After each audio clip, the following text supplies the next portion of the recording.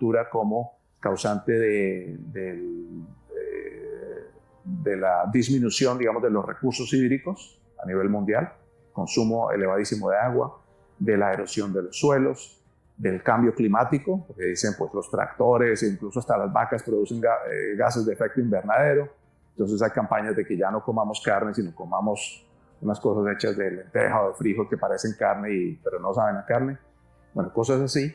Entonces la agricultura está en el centro de todo: cambio climático, contaminación, polución, pérdida de biodiversidad. En todo ponen en el centro de la agricultura. Entonces, pues no coincidencialmente, estas políticas de la Comisión Europea van muy enfocadas en cómo modificar lo que ellos llaman los sistemas alimentarios, los sistemas de producción alimentaria o agroalimentaria.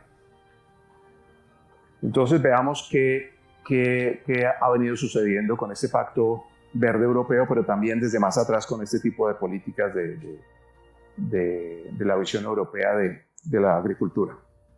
Entonces, si ustedes ven en esta gráfica, desde 2011, esta gráfica nos muestra el número de sustancias activas disponibles para la agricultura en Europa y cómo han venido bajando más o menos de manera más o menos, una tendencia más o menos predecible desde el año 2011. Entonces, si vemos desde el 2011 hasta el 2015, ya se veía una disminución importante del número de sustancias activas disponibles. Pero la Unión Europea, cuando publicó en 2019 las metas del Pacto Verde, decidió que iba a acelerar esta tendencia de disminución de moléculas y tomó como línea base, como punto de partida para medir esa disminución de moléculas, el promedio de registros o de sustancias disponibles entre 2015 y 2017. Entonces, alrededor de 100 moléculas, aquí dice 102, que estarían disponibles en Europa, se iba a disminuir en un 50% al año 2030. Eso es lo que nos decía la estrategia de la granja a la mesa, parte del paquete de estrategias del Pacto Verde Europeo. Disminuir al año 2030 en un 50% el uso de plaguicidas en la agricultura en la Unión Europea. Lo que vemos es que de 2017 a 2019, antes de que se anunciara el Pacto Verde Europeo, ya había una disminución de alrededor del 13%. Ustedes ven de 102 a 87 moléculas, alrededor del 13%, ya venía esa tendencia bajando. Entonces ellos querían acelerar esa tendencia, o han propuesto con políticas acelerar esa tendencia de disminución de plaguicidas, y lo mismo para los plaguicidas que se denominan más peligrosos, los plaguicidas altamente peligrosos, también disminuir en uso al año 2030 en un 50%. Entonces, este tipo de estrategia, por supuesto, tenía que venir acompañada de un paquete económico para lograr, como lo mencionaba en la presentación, en la primera imagen, un mecanismo de transición justa. ¿Qué quiere decir eso? No recuerdo exactamente desde qué año, pero creo que alrededor del año 2011 existe una ley en Europa que se denomina el CAP, el Common Agricultural Policy, la política agrícola común. Es básicamente una ley de subsidios a los agricultores que se ven perjudicados por la falta de acceso a tecnologías en Europa. Y lo que propuso inicialmente la Unión Europea es que para lograr esa disminución del 50% del uso de plaguicidas se va a disponer de un paquete de 387.000 millones de euros para subsidiar las pérdidas que van a incurrir los agricultores por esa falta de herramientas que les den competitividad a su agricultura. Entonces, hasta ahí todo muy bien, porque la Unión Europea, por supuesto, es autónoma y tiene todo el derecho a manejar sus propuestas y su agricultura y ver cómo soluciona los problemas que eso le causa a los agricultores. Una agricultura altamente subsidiada. Cuando uno empieza a analizar los documentos de la Unión Europea, uno ve que el ingreso promedio de los agricultores en la Unión Europea consta de un 30%, 32% de subsidios. En algunos países puede ser como el 23%, en otros países llega al 40 o más% de subsidios. Entonces, el ingreso de los agricultores en Europa es entre un 30 y un 40% subsidiado. Sus ingresos son subsidios públicos. Eso no sucede en nuestros países y no tenemos la capacidad de subsidiar en un 40% a nuestros agricultores. Entonces, de ahí la importancia de analizar todo eso bajo la perspectiva de la realidad de nuestros países en América Latina también, ¿no? Bueno, sigamos adelante y les cuento más, les doy un poquito más de actualización. Bueno, me devuelvo un segundo a esta imagen porque que no tengo la diapositiva y no la encontré, entonces no la alcancé a poner. Pero un tema importante en estos datos, digamos, de disminución de uso de moléculas, porque es que nos llegan las noticias que en Europa ya no se utilizan unas moléculas, otras que prohibieron o restringieron a los neonicotinoides o que el glifosato. Entonces, poco nos llegan las noticias que dicen el resto de la historia. Nos dicen que el glifosato se prohibió en Europa. Nunca ha estado prohibido en Europa, jamás. Simplemente estaba en debate por cuánto tiempo iban o no a reautorizar el uso del glifosato. En Europa no se llama el registro, sino se llama la autorización. Entonces, por cuánto tiempo iban a reautorizar o no el registro o la autorización de glifosato en Europa. Pues el año pasado, Richard, eso fue como en octubre, no antes, ¿no? Como en agosto tal vez, o en octubre. Bueno, finalmente la Comisión Europea, la Unión y el Parlamento lo aprobó, se reautorizó, se re-registró el glifosato por 10 años más. Pero tenemos países aquí vecinos como México que dicen, bueno, pero es que en Europa ya prohibieron el glifosato, vamos a prohibirlo también. Están equivocados. Nunca estuvo prohibido, simplemente estuvo en debate porque salió una publicación desafortunada en 2014 de una agencia no científica, pero adscrita a la Organización Mundial de la Salud, que se llama IARC, y ellos con una clasificación arbitraria decidieron decir el glifosato es probablemente carcinogénico o posiblemente carcinogénico. Pues hay un abismo, digamos, entre la realidad y lo que es probable o posible. Entonces, el hecho de que haya esta agencia nombrado que hay una posibilidad de que el glifosato sea carcinogénico, no quiere decir que es carcinogénico. De hecho, muchas de las demandas judiciales que ustedes escuchan, pues han demostrado que no es carcinogénico. Pero bueno, eso es parte de otra historia. Lo mismo sucede con los neonicotinoides. Entonces nos han dicho, es que los neonicotinoides están acabando. Y creo que la primera vez que di una charla aquí era sobre este tema de las abejas y los polinizadores. Entonces los neonicotinoides están acabando con los polinizadores o con las abejas. Que no es cierto tampoco. Pero nos llega la noticia que Europa prohibió el uso de neonicotinoides. No es cierto. Simplemente restringió el uso a zonas, a cultivos, digamos, en invernaderos, a cultivos cerrados, no a cultivos a campo abierto, y en ciertas zonas, ciertas autorizaciones. Pero ¿qué no nos dicen? ¿Cuál es el resto de la historia? Que desde que en 2018 que se promulgó, digamos, se publicó ese decreto de restricción del uso de los neonicotinoides, año tras año, por ejemplo, en los últimos 2 años ha habido 17 autorizaciones de emergencia para uso de neonicotinoides en cultivos abiertos en Europa.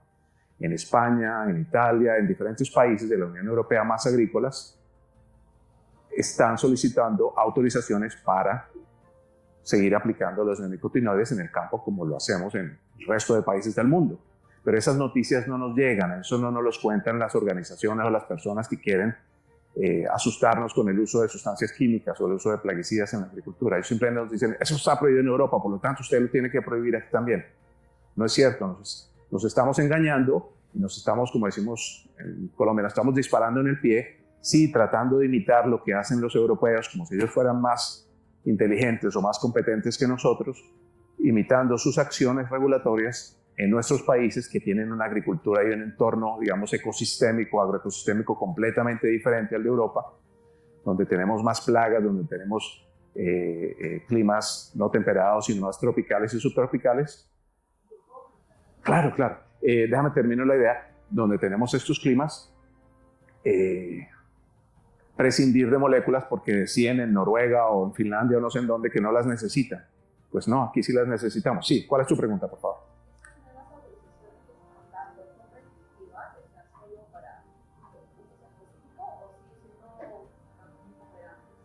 Muy buena pregunta. La pregunta es si este tipo de autorizaciones de emergencia son específicas o son amplias.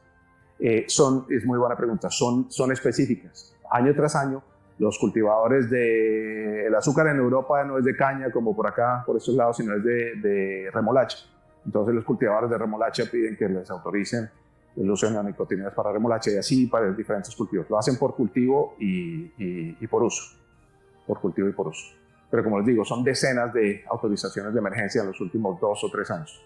17 alcancé a contar, yo tengo evidencia de 17 autorizaciones de emergencia en los últimos 2 años. Entonces, solo nos llega la noticia que esto está pasando, que los neonicotinoides, que las abejas, y no sé qué, y empezamos a preocuparnos y empezamos a tomar decisiones tal vez fundamentada en información, en el mejor de los casos, parcial, porque no nos llegan las noticias de que los agricultores en Europa efectivamente sí continúan utilizando esas tecnologías. Bueno, entonces, sigamos con el Pacto Verde Europeo. El Pacto Verde Europeo propone también cambios regulatorios y propuestas legislativas. Entre los cambios regulatorios propone cambios en la regulación sobre límites máximos de residuos, residuos de plaguicidas en los productos de exportación o que importan, más bien tolerancias de importación de productos a la Unión Europea que están basados en evaluación de riesgo. Mientras la política europea está basada en principios de peligrosidad, eso quiere decir criterios de corte en los que se prohíbe el registro de una sustancia sin siquiera oportunidad de demostrar si hay un riesgo real o no de un efecto adverso al ambiente o a la salud. Simplemente la autoridad decide si esta sustancia tiene estos peligros, no la vamos a registrar. No importa si usted es capaz de demostrarme que en la realidad ese riesgo no existe, no porque el riesgo cero no existe, pero ese riesgo es manejable, es minimizable. Entonces, más recientemente, el año pasado, empezaron también a incluir factores ambientales en los criterios de corte, y esto es algo nuevo a nivel mundial, porque según los tratados internacionales de comercio, estos criterios normalmente han sido aplicados a temas de salud, que si una sustancia es carcinogénica o potencialmente mutagénica o algo así, en niveles muy altos, digamos, de preocupación, estos están prohibidos, así como lo hace el sistema globalmente armonizado de etiquetado, por ejemplo, etc. Entonces, una cosa es esa, otra cosa son que nos digan que están muriendo las abejas o están desapareciendo las abejas, que no es el caso. Entonces, desde el año pasado empezó la Unión Europea a tratar de exportar esas decisiones regulatorias o a aplicarlas, más bien no a exportarlas, pero a aplicarlas extraterritorialmente. Y es lo que viene sucediendo con las iniciativas del Pacto Verde Europeo. Entonces, quieren, por ejemplo, prohibir y se debate en escenarios multilaterales. El más reciente fue el año pasado en SAICEM, que es el enfoque estratégico de manejo de sustancias químicas, o sea, así como hay una cumbre, una COP de cambio climático, esta es la COP de temas de sustancias químicas. La SAICEM es como la COP de sustancias químicas. En ese escenario se decidió y los países, ninguno otro estuvo de acuerdo, todos se opusieron, y finalmente no pasó esta propuesta de que las sustancias químicas que sean altamente peligrosas, o sean peligrosas y que de pronto no estén registradas o no se utilicen en un país, ese país tampoco las puede exportar. Entonces, a veces una empresa química produce una sustancia porque la quiere exportar, no porque la necesite en este país, pero porque hay una demanda de mercado en otras partes del mundo. Entonces, algunas organizaciones han venido promoviendo esa idea de que si no está registrada en mi país, ¿por qué si la quiero enviar a otros países? ¿Por qué quiero envenenar a otros países? No es que lo quiera envenenar, es que se necesitan en otros países esas sustancias. Y no tiene ese país la capacidad de producirlas para su propio mercado, pero las necesita.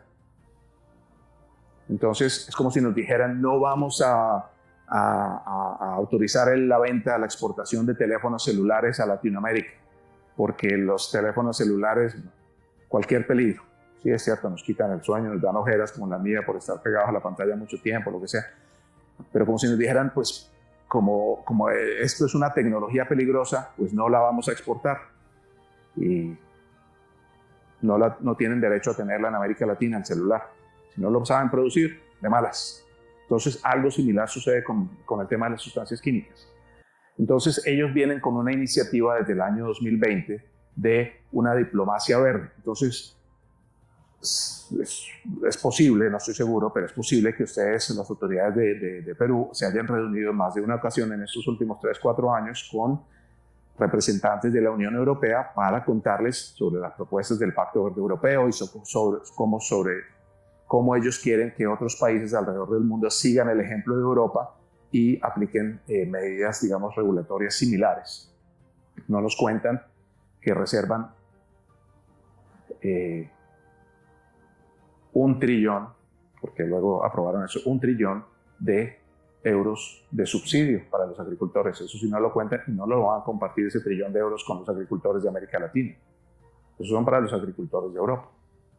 Cuando uno les presenta las preocupaciones de los agricultores de América Latina a los europeos en reuniones, ellos dicen, pero es que a nosotros nos tienen sin cuidado las preocupaciones de los agricultores de América Latina. Yo vengo a defender a los agricultores de Europa y los agricultores de Europa me dicen, si usted me prohíbe esto a mí, está quitando competitividad frente a los agricultores de Perú o de Colombia o de Brasil o de cualquier otro país. Entonces, mire a ver cómo lo soluciona.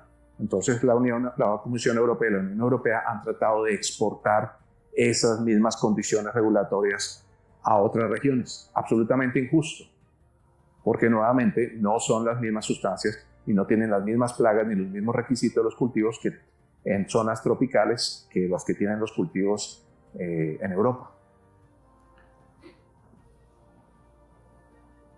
Bueno, entonces, desde el año pasado, en 2022, empezaron varias iniciativas de reglamentos y legislativas para avanzar las metas del Pacto Verde Europeo, porque las metas del Pacto Verde Europeo que se anunció en 2019 y 2020 eran apenas pues, propuestas políticas. Las estrategias es un documento que nos dice qué es lo que quieren hacer, pero luego eso tienen que llevarlo a regulaciones que sean aprobadas por el Parlamento Europeo o a piezas legislativas, a proyectos de ley que también se conviertan en ley en el Parlamento o en el Consejo Europeo. Entonces, desde mitad del año pasado, ellos actualizaron una política que se llamaba la política SUD, de Directiva de Uso Sostenible. La llamaron ahora bueno, no es la ley, pero la Regulación de Uso Sostenible de Sustancias Químicas, o de plaguicidas, era específica de plaguicidas. Y en esa propuesta de ley, ellos ya plasmaron que esa meta de reducción del 50% de uso de plaguicidas a 2030 ya se iba a convertir en ley.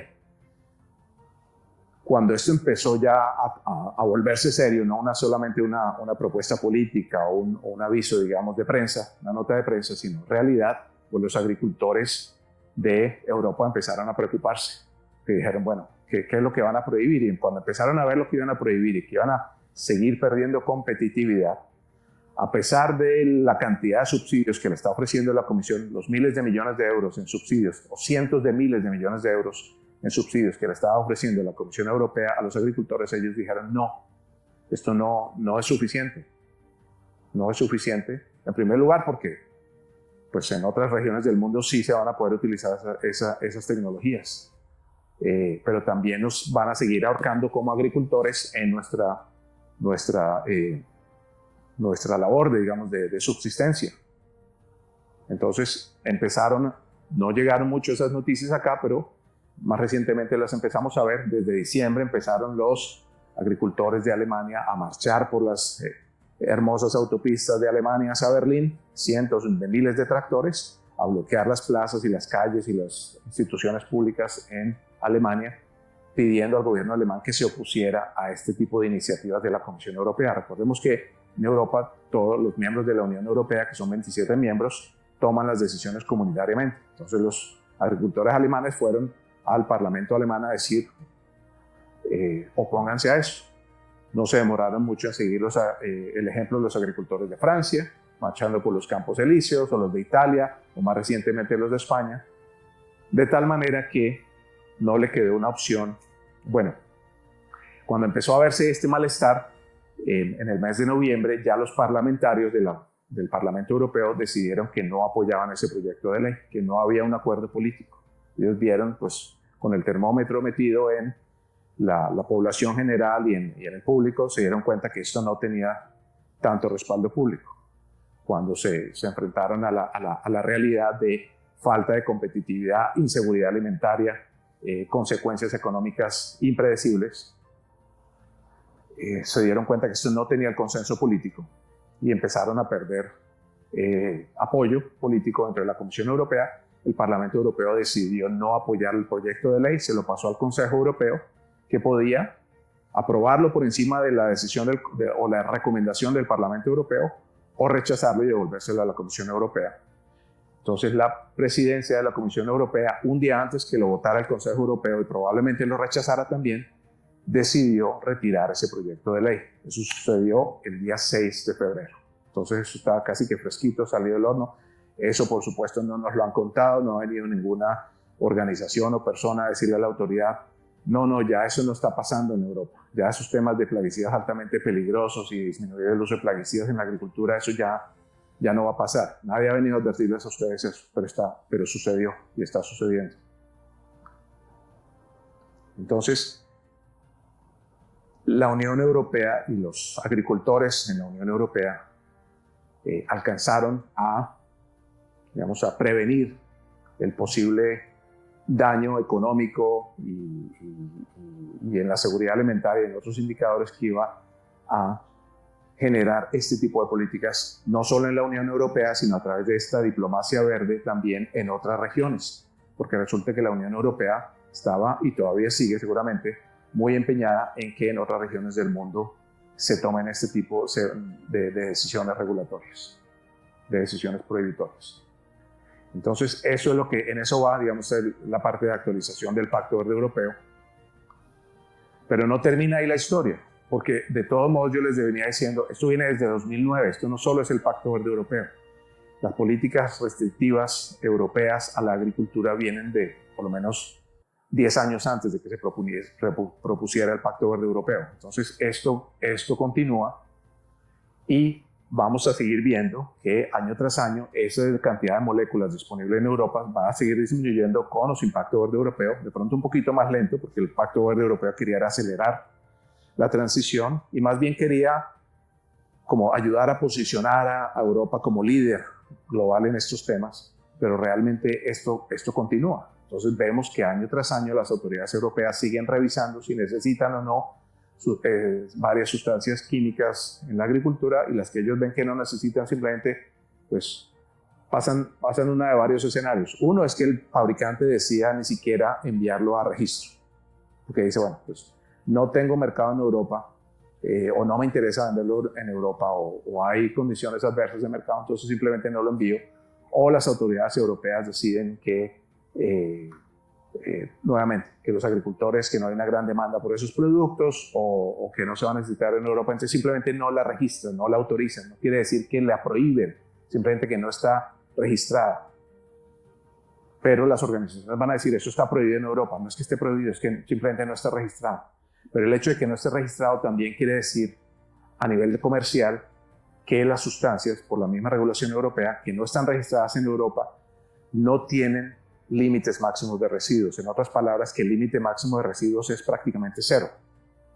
O sea que cualquier producto que nuestros agricultores de América Latina o los de Asia o los de África quieran exportar a Europa, que tengan la traza más pequeña pero detectable de este producto, inmediatamente sea rechazada por Europa, porque ese producto no está registrado en Europa. Entonces, nos están aplicando extraterritorialmente una regulación europea que ellos tienen todo el derecho a hacerlo, nos lo aplican extraterritorialmente porque nos obligan a que nuestros agricultores tampoco tengan acceso a esas tecnologías. Y esa es parte de la discusión que pues tenemos en foros internacionales y que países como Perú han peleado y han reclamado en la Organización Mundial del Comercio que está sucediendo. Países como Guatemala, Colombia, Perú, Uruguay, Paraguay, etcétera, Argentina, Brasil, han venido reclamando eso ante la Organización Mundial del Comercio porque no es justo, son barreras no técnicas al comercio. ¿Qué está en riesgo?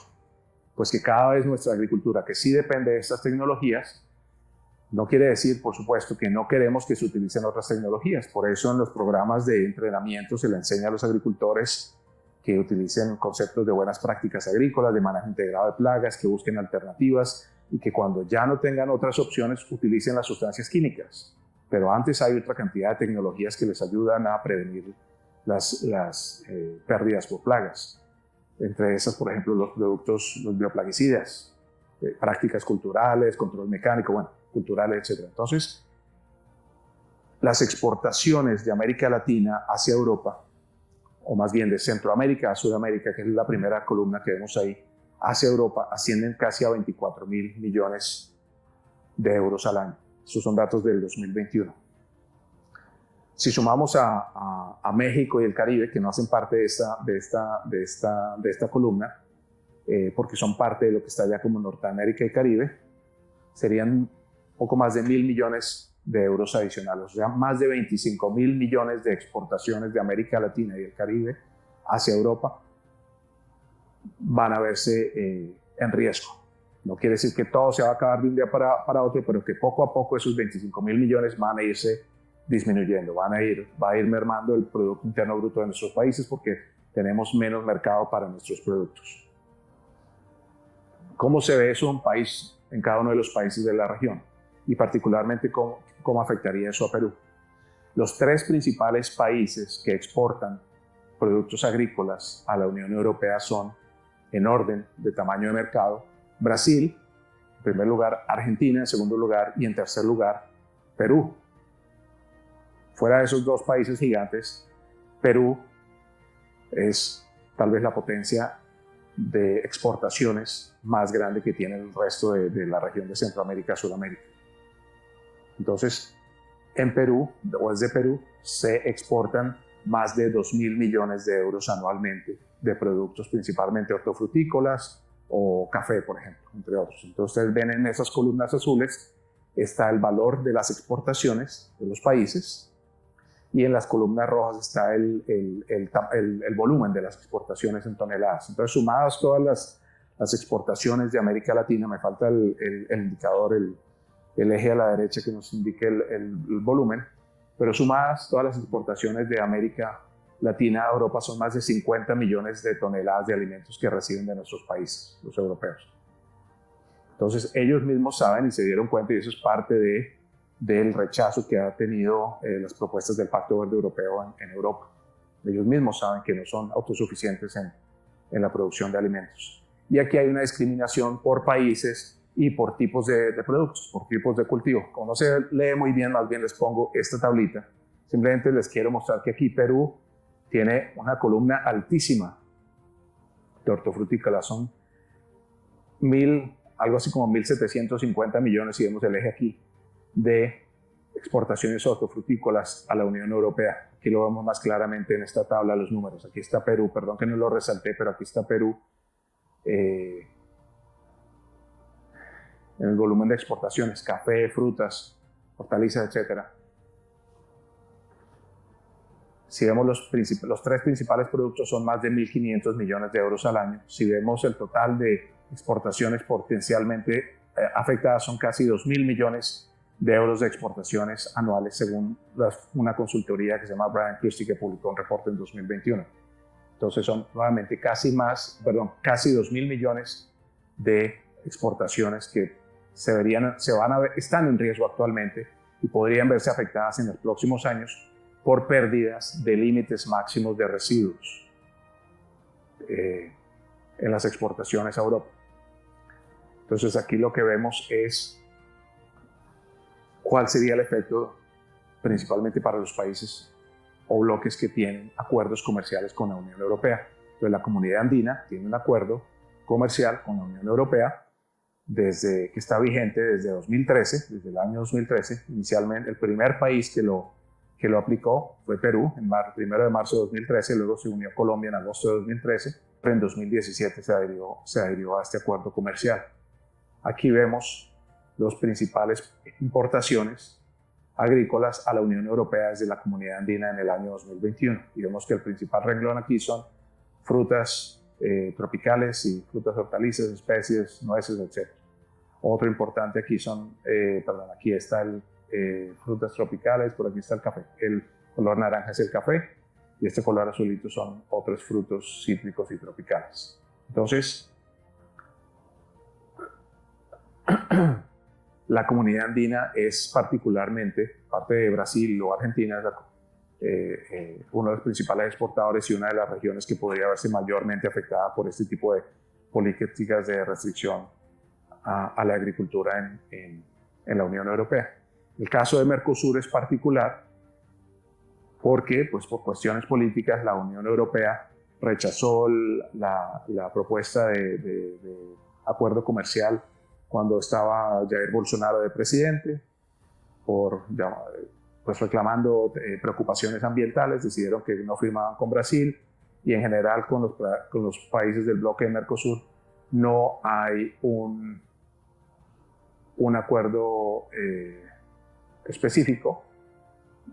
El acuerdo, digamos, que se concluyó en negociaciones en 2019 no ha podido ser ratificado entre Mercosur y la Unión Europea. Las relaciones comerciales actuales entre la Unión Europea y Mercosur se basan en un acuerdo marco de cooperación regional desde 1999, pero un tratado de libre comercio no hay vigente con Mercosur. Pero, nuevamente, igual siguen en peligro esas exportaciones. Este es el caso para Centroamérica, volúmenes más pequeños, pero la Unión Europea y Centroamérica tienen un acuerdo que se firmó en 2012. Estos son los países que lo han ratificado y ha sido, pues, provisionalmente adoptado desde 2012 y 2013 en otros países como Costa Rica y El Salvador. Entonces, en cada uno de los países, pero no me detengo aquí porque estamos en Perú, pero en cada uno de los países tenemos un análisis de cuál es el valor comercial de exportaciones que podrían verse afectadas potencialmente con Europa. Y creo que ya para terminar esta parte, quiero simplemente contarles que la Unión Europea, entonces, seguramente se ha reunido con autoridades aquí en Perú y en otros países de América Latina para presionar, porque ellos tienen una política una política espejo, digamos, de aplicación de regulaciones. Y si nuestros países no se comprometen a aplicar el mismo tipo de políticas de restricción de la agricultura, entonces nos van a amenazar ¿con qué? Nos van a amenazar con restringir comercio de otros bienes y servicios también. Entonces están presionando diplomáticamente, pero comercialmente y políticamente a las autoridades de nuestros países en tomar este tipo de decisiones. De América Latina son 225, de América Latina y Caribe, 225 billones de comercio de bienes, 100 billones de comercio de servicios, son 785 mil millones de inversión extranjera directa de Europa hacia América Latina y el Caribe, sin contar 3.600 millones de proyectos de cooperación en temas de ciencia y tecnología, de capacitación, de temas de educación, etc. Pues cooperación en diferentes temas sociales, que la Unión Europea está utilizando como ficha de negociación para presionar a los gobiernos de nuestros países a adherir a este tipo de políticas de restricción. Entonces, ¿qué es lo que quiero yo resaltar con todas estas diapositivas? Es que como bloque, tal vez como país individualmente, cada uno de nuestros países, pues no tiene la capacidad de negociar con el bloque europeo. Pero en conjunto, nosotros somos los principales exportadores de alimentos a Europa, más que África y Asia. Entonces, como bloque económico latinoamericano, sí tenemos la capacidad de negociar. Entonces, nuestra propuesta para las autoridades es conversemos en las autoridades de otros países para defender la agricultura de América Latina ante estas presiones, digamos, de la Unión Europea por adoptar políticas de restricción en nuestra agricultura. Entonces, ya para terminar, tengo dos diapositivas más. Están estas recomendaciones. Nosotros invitamos a los gobiernos de América Latina, pero también a los sectores industriales, a los productores, exportadores, gremios pequeños y grandes, a analizar el impacto real sobre exportaciones y los planes de desarrollo de cada país y pronunciarse como bloque. Pues como bloque América Latina en los foros de las Naciones Unidas, por ejemplo, hay un bloque que se llama GRULAC, el Grupo de Países de Latinoamérica y el Caribe, como un bloque pronunciarse en contra de este tipo de propuestas o bilateralmente en los escenarios que tengan lugar. Por supuesto, conviene monitorear también proyectos de cooperación europea, porque así nos opongamos en foros de negociación internacional, ellos van a decir, bueno, vamos a hacer un proyecto de cooperación para temas de científicos y de innovación en agricultura, pero ellos van a querer que esos proyectos de cooperación tengan compromisos de reemplazo de uso de tecnologías o retiro de uso de sustancias químicas en la agricultura. Entonces, necesitamos estar atentos a que esos convenios que firme alguien en el Ministerio de Ambiente, por ejemplo, de cooperación, no esté afectando el sector de agricultura, o que firme el Ministerio de Educación no vaya a afectar al Ministerio a la producción agrícola del país, o que firme el Ministerio de Ciencia y Tecnología no vaya a afectar a la agricultura en el país, porque por esos lados también nos están entrando estamos viendo este tipo de propuestas de iniciativas, digamos, de aplicación extraterritorial nuevamente de la regulación europea. Y pues reconocer las preocupaciones sociales como punto de partida para abrir un diálogo. Por supuesto que queremos que la producción agrícola sea cada vez más sostenible. Por supuesto que las empresas afiliadas a CropLife defienden y tratan constantemente, constantemente están innovando para lograr nuevos productos que tengan perfiles toxicológicos o ambientales cada vez más benignos, digamos, cada vez menos riesgosos, cada vez menos peligrosos. Vamos todos avanzando en esa dirección, pero lo importante de estas discusiones es reconocer, pues primero, que no tenemos el trillón de euros para darle a los agricultores en subsidios en el momento de retirar estas moléculas, que poco a poco tenemos que generar las capacidades humanas, científicas, tecnológicas, etcétera, y económicas para hacer esa transición. No la podemos hacer a la velocidad que nos impongan los europeos. Vamos avanzando hacia allá, pero Latinoamérica tiene su ritmo, no es el mismo ritmo de Europa. Tenemos cosas que mejorar y estamos aprendiendo, como todos, como cualquier región del mundo, pero necesitamos hacer las cosas a nuestro ritmo, no en el ritmo que nos impongan para quitarnos competitividad, simplemente para proteger a los agricultores europeos a expensa del perjuicio de los agricultores de América Latina. Ya como mensaje final, pues CropLife Latinoamérica, por supuesto, está comprometida y apoya, y tiene las empresas de CropLife tienen en sus planes de sostenibilidad contribuir a los objetivos de desarrollo sostenible. Entonces, nuestras empresas siguen innovando, mejorando, como lo decía yo, en esos temas de conservación ambiental y de la biodiversidad. Bueno, eso es lo que acabo de decir. Hacer más esfuerzos en América Latina para que se den discusiones de cómo avanzar en esos objetivos. Compartimos los objetivos de ser cada vez más sostenibles, compartimos las preocupaciones de que los alimentos tienen que ser inocuos y la biodiversidad y el ambiente tienen que protegerse y conservarse, pero tenemos condiciones diferentes de cómo lograr esto a las que puedan tener en Europa. No nos pueden obligar a eso.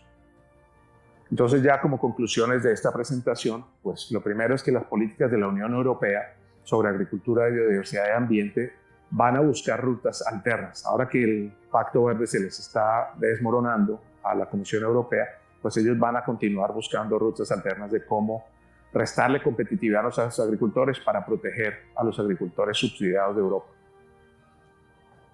Entonces, van a seguir queriendo imponiendo restricciones en temas de comercio, de importaciones, a exportaciones, en el sector ganadero, en el sector minero energético, etc. Este no es un problema solo de agricultura. Entonces, si logramos como país reconocer en los diferentes sectores este tipo de amenazas de la Unión Europea, pues podemos convencer más fácilmente al Ejecutivo de los gobiernos a pronunciarse en favor de los intereses del país y no simplemente ir al vaivén, digamos, de la opinión pública sobre los temas ambientales o lo que sucede en redes. Yo creo que alguna vez les he contado que me sucedió con una presidenta de la Comisión Ambiental de la Cámara de Diputados Federal de México. Ella me decía, pero Mauricio, esta información que me estás viendo yo no la tenía. Yo estaba a punto de promover un proyecto de ley para prohibir porque yo leí en Facebook estas cosas. Entonces, su fuente de información eran los memes o los artículos que se mueven en redes sociales. Entonces, eso nos pasa muy frecuentemente en nuestros países y tenemos que estar bien informados. Perdón. Segundo, pues necesitamos trabajar de la mano como sector público y privado porque nosotros tenemos un termómetro diferente que ustedes tienen sobre los temas de interés. Entonces podemos compartir, intercambiar, o más bien como sector privado nosotros podemos apoyarles mucho con información, y no información solo de interés de la industria, sino información realmente de interés nacional en muchos de estos temas. Así que cuentan con nosotros para ser sus aliados en estos temas, en lo que podamos ayudar y nos necesiten. Y, por supuesto, recomendamos a los países evaluar estos impactos, porque aunque nosotros tenemos algunos datos de consultoría que hemos contratado nosotros o que han contratado otros y nosotros nos referenciamos en ellos, pues es importante que cada país tenga una claridad muy fuerte de cuáles serían los sectores y cuáles son el escenario, digamos, real en cada uno de las cadenas o productos de exportación, commodities de exportación a la Unión Europea. Entonces debemos evitar que nos exporten a nosotros los problemas de sostenibilidad. Si ellos quieren avanzar en la senda de sostenibilidad, háganlo. Tienen derecho como europeos a hacer lo que ellos quieran en Europa, pero no nos exporten los problemas a nosotros, o las preocupaciones o la visión de cómo solucionar los problemas a nosotros. Entonces creo que eso es lo principal que les quería contar el día de hoy.